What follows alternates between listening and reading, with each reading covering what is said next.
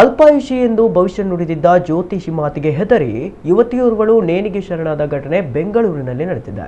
29 ವರ್ಷದ ವಿದ್ಯಾಜ್ಯೋತಿ ಆತ್ಮಹತ್ಯೆಗೆ ಶರಣಾದ ಯುವತಿ ಖಾಸಗಿ ಕಂಪನಿಯೊಂದರಲ್ಲಿ ಈಕೆ ಕೆಲಸ ಮಾಡ್ತಾ ಇದ್ದು ಸದ್ಯ ವರ್ಕ್ ಫ್ರಮ್ ಹೋಮ್ ಕೆಲಸದಲ್ಲಿದ್ದಳು ಎಂದು ತಿಳಿದು ಬಂದಿದೆ.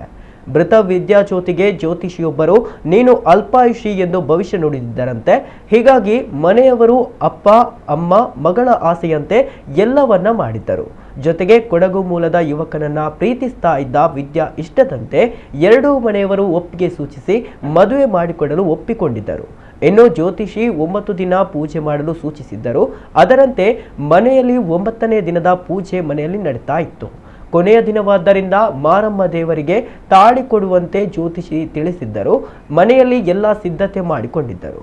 ಊಟದ ನಂತರ ವಿದ್ಯಾ ರೂಮ್ಗೆ ಹೋಗಿದ್ದಳು. ಸಂಜೆ ತಾಯಿ ಕೂಗಿದ್ದರೂ ಕೂಡ ವಿದ್ಯಾ ಹೊರಬಂದಿರಲಿಲ್ಲ. ಕೆಲಸ ಮಾಡುತ್ತಿರಬೇಕೆಂದು ಎಲ್ಲರೂ ಸುಮ್ಮನಾಗಿದ್ದರು. ರಾತ್ರಿ 8 ಗಂಟೆಗೆ ಸುಮಾರಿಗೆ ತಾಯಿ ದೇವಸ್ಥಾನಕ್ಕೆ ತೆರಳಲು ವಿದ್ಯಾಳನ್ನ ಕರೆದಿದ್ದರು.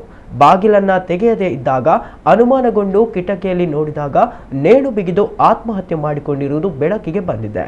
ಘಟನೆ ಸಂಬಂಧ ಬಾಗಲಕುಂಟೆ ಪೊಲೀಸರು ಸ್ಥಳಕ್ಕೆ ಭೇಟಿ ನೀಡಿ ಪರಿಶೀಲನೆ ನಡೆಸಿದ್ದಾರೆ.